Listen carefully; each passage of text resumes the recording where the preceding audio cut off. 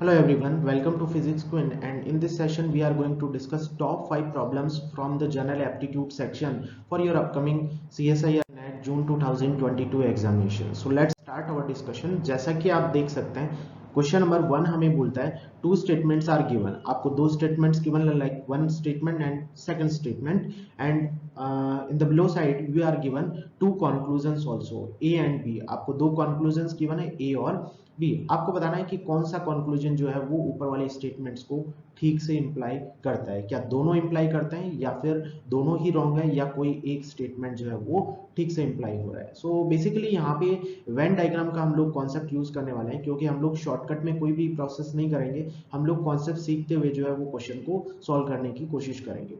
सो यहाँ पे Venn diagram का कॉन्सेप्ट यूज करने वाले हैं। कुछ फ्लावर्स जो है वो रेड है, सम फ्लावर्स आर रेड। सो हमने यहाँ पे एक सर्कल बना दिया जहाँ पे सारे रेड फ्लावर्स होंगे, और कुछ फ्लावर्स जो है वो ब्लू है। सो यहाँ पे हमने अगेन एक सर्कल रिप्रेजेंट किया ब्लू फ्लावर्स के लिए, और पूरा मेरा सैंपल स्पेस जो होता है वो मैं इस स्क्वायर से रिप्रेजेंट करता हूं। तो यहाँ सारे फ्लावर्स होंगे, बट जो रेड कलर्ड फ्लावर्स है उसको हमने फर्स्ट सर्कल से रिप्रेजेंट कर दिया है, और कुछ फ्लावर्स जो ब्लू हैं उसको हमने इस सेकंड सर्कल से रिप्रेजेंट कर दिया है। अब आपको क्वेश्चन में दे रखा है कि जो कंक्लूजन है, फर्स्ट कंक्लूजन बोलता है some flowers are neither red nor blue, और सेकंड स्टेटमेंट बोलता है some flowers are both red and blue. This is not some flowers, this is printing mistake.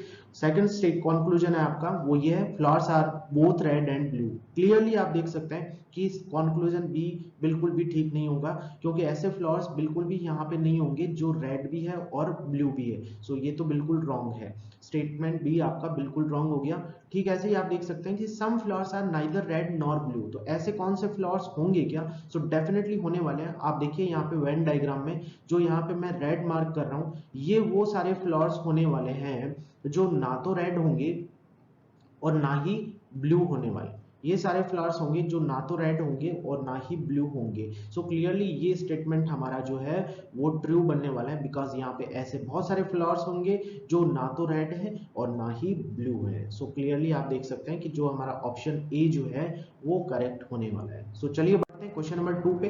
Question number 2 जो है वो देखिए क्या बोल रहा है, बहुत ही अच्छा क्वेश्चन है। देखते हैं इस क्वेश्चन को सॉल्व करके देखते हैं। So three man like Ram, Karan and Mohan run around an oval garden from a fix post at the rates of, तीनों का रेट गिवन है यहाँ पे, दीज आर द रेट्स और you can say the speeds.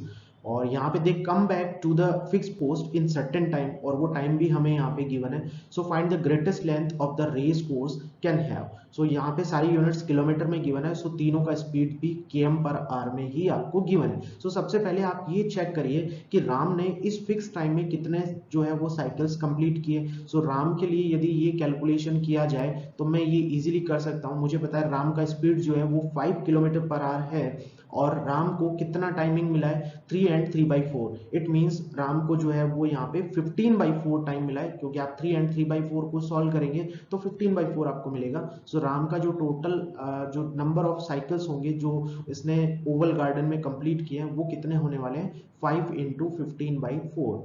Solve करिएगा गाइज इसको, तो आपको कितना मिलने वाला है 75/4। ये आपने राम के लिए साइकिल्स का जो है वो कैलकुलेशन कर लिया। ठीक ऐसे ही हम लोग करण के लिए साइकिल्स जो है वो कैलकुलेट कर सकते हैं कि करण ने कितने साइकिल्स कंप्लीट किए, करण के को कितना जो है वो टाइमिंग मिला। अगेन वही 15/4 ही टाइम मिला, लेकिन करण का स्पीड कितना था, करण का स्पीड था 5 and 1/7। इसको सिंप्लीफाई करेंगे तो आपको मिलेगा 36/7। ये करण का स्पीड है, और टाइमिंग अगेन 15/4 ही था। और इसको सिंप्लीफाई करेंगे गाइस तो आपको मिलेगा 135/7 साइकिल्स। ये आपके पास जो है वो नंबर ऑफ साइकिल्स आ गए जो करण ने कंप्लीट किए यहाँ पे इस स्पीड से। ठीक है, ऐसे ही यहाँ पे आप चेक करते हैं मोहन के लिए। सो मोहन का कैलकुलेशन यदि हम लोग करते हैं, सो मोहन का जो स्पीड था वो 5 and 1/3 है। सो सॉल्व करिएगा इसको तो 16/3 मिलेगा। अगेन टाइमिंग सेम था 15/4, और इसको सॉल्व करेंगे हम लोग तो हमें कितना मिलता है 20 साइकिल्स जो है वो यहाँ पे मिलने वाला है। अब क्वेश्चन में पूछा गया what is the greatest length of the race course. So greatest length यदि हमें निकालना है, सो ग्रेटेस्ट लेंथ निकालने का जो कॉन्सेप्ट है वो आपको पता है डायरेक्ट किससे रिलेटेड होगा, HCF से रिलेटेड होगा। मतलब हमें HCF लेना होगा इन साइकिल्स का कि भाई इनमें सबसे बड़ा जो लार्जेस्ट साइकिल है वो कौन सा होगा। तो 75/4 135/7, और यहाँ पे आप देख सकते हैं कि लास्ट आपका 20 नंबर ऑफ साइकिल्स था। अब यदि इसका एचसीएफ लेते हैं और ये सारे फ्रैक्शन में नंबर है तो एचसीएफ का कॉन्सेप्ट क्या होगा कि न्यूमरेटर का हमें एचसीएफ लेना होगा और डिनोमिनेटर में जो है वो एलसीएम यूज करना होगा। सो यहाँ पे आप देख सकते हैं कि जो न्यूमरेटर में नंबर है 75, 135 और 20, इन सभी का जो है वो HCF नंबर 5 आने वाला है और डिनोमिनेटर साइड में आप देखिए 4 और 7 का जो LCM है वो यहाँ पे 28 होगा। सो 5/28 will be the largest length or you can say the greatest length of the race course. So 5/28 means choice B will be the correct one. So this is our second question.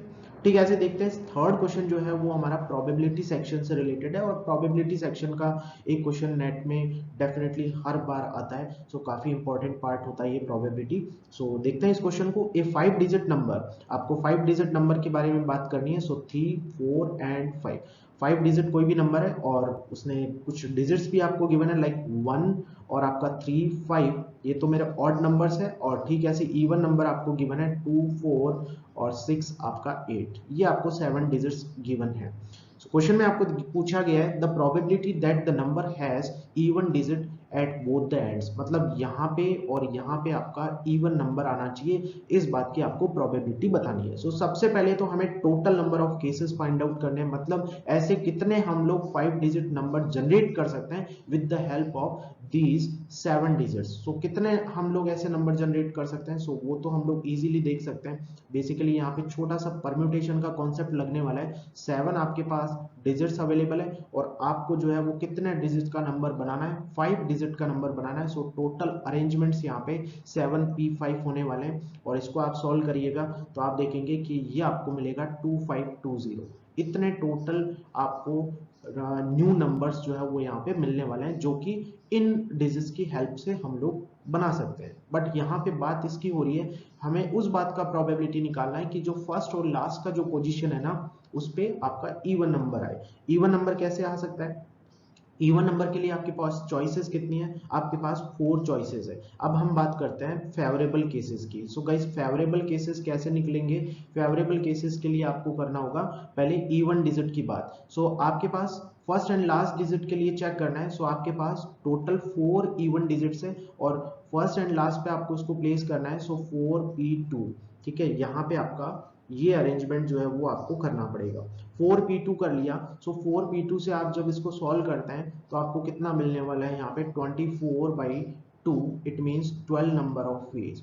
12 number of ways तो आपको ये मिलेंगे जिसमें आपने देखा कि even digits का जो है वो पोजीशन आपने फिक्स कर दिया। बट आपने यहाँ पे देखा कि 3 प्लेसेस अभी भी वैकेंट है। सो इन पे रेस्ट नंबर्स कोई भी जा सकते हैं। सो रेस्ट नंबर आपके पास कितने हो सकते हैं, टोटल आपके पास रेस्ट नंबर जो है वो कितने बनने वाले हैं 5p3, बिकॉज 5 नंबर्स आप 5 डिजिट्स आपके पास अभी भी अवेलेबल होंगे। सो 5p3 आप इसको जैसे इससे मल्टीप्लाई कर देते हैं तो 5p3 का मतलब हो गया आपके पास 60। सो यहाँ पे आपको फेवरेबल केसेस मिलने वाले हैं 12 × 60।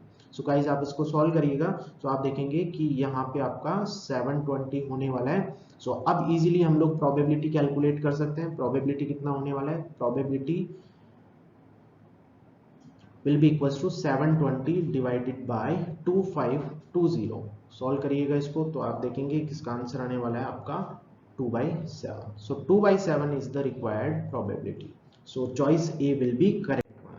सिमिलरली गाइज आप यहाँ पे देख सकते हैं ग्राफिकल क्वेश्चन है जिसमें आपको एक ग्राफ आपको रीड करना है और कुछ इंफॉर्मेशन आपको गिवन है और कुछ इंफॉर्मेशन आपको यहाँ से ग्राफ से एक्सट्रैक्ट करना है।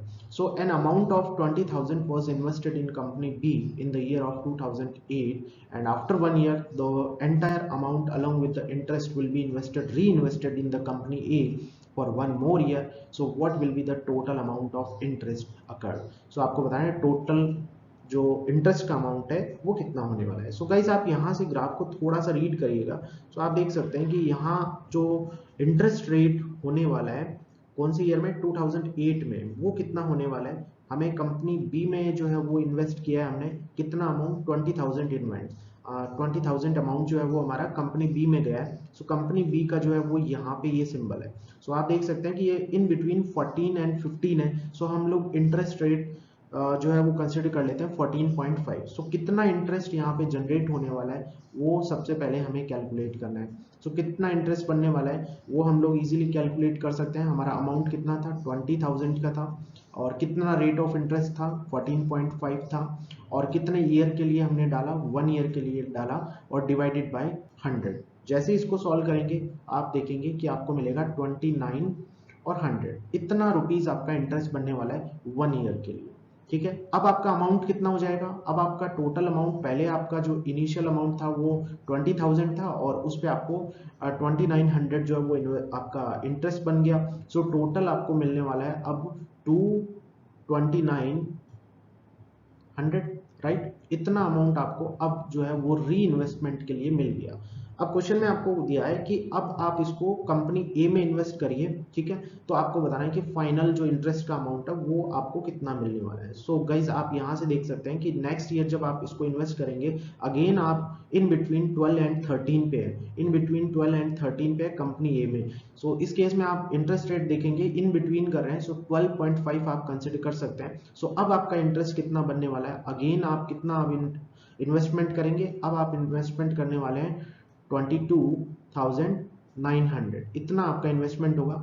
आपका रेट ऑफ इंटरेस्ट कितना है, 12.5, अगेन कितने ईयर के लिए, 1 ईयर के लिए, and whole thing is divided by 100। अब बस सिंपल सा मल्टीप्लिकेशन करना है। आप देखेंगे कि यहाँ पे आपका इन्वेस्टमेंट जो इंटरेस्ट है अमाउंट वो कितना होगा, 2862.50।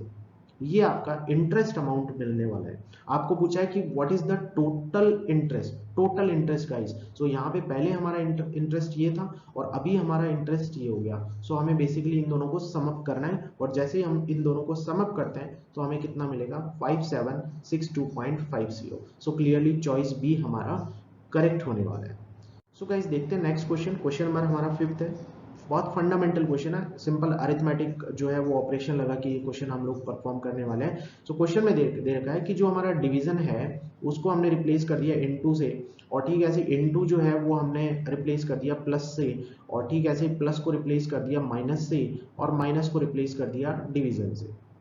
सो हमें बेसिकली इस एक्सप्रेशन का वैल्यू कैलकुलेट करना है। सो कैसे कैलकुलेट कर सकते हैं देखते हैं। सो 16 इंटू 3, सो बेसिकली ये आपका कितना बनने वाला है, 16 प्लस बन जाएगा, और ये 3 हो गया, ठीक है। एंड देन प्लस को हमने रिप्लेस कर दिया माइनस से, सो ये माइनस हो गया 5, और जो सब्सट्रैक्शन है हमारा उसको हमने जो है वो डिवीजन सिंबल से रिप्लेस कर दिया, और डिवीजन सिंबल हमारा इनटू से रिप्लेस हो गया। सो बेसिकली यहाँ पे बॉडमास रूल यूज होने वाला है। सो पहले हमें डिवीजन सॉल्व करना होगा। सो डिवीजन सॉल्व कर देते हैं, तो ये आपका बनने वाला है 16 प्लस 3 और माइनस आपका 5, और ये मल्टीप्लाइड बाय आपका 1/2 कर देते हैं इसको, और इनटू में आपका 4। जैसे आप इसको सिंप्लीफाई करेंगे यहाँ आपको मिलेगा 19, और ओवरऑल आपको यहाँ पे मिलने वाला है 10। सो क्लियरली सिंप्लीफिकेशन से आपको आंसर कितना मिलेगा, 9।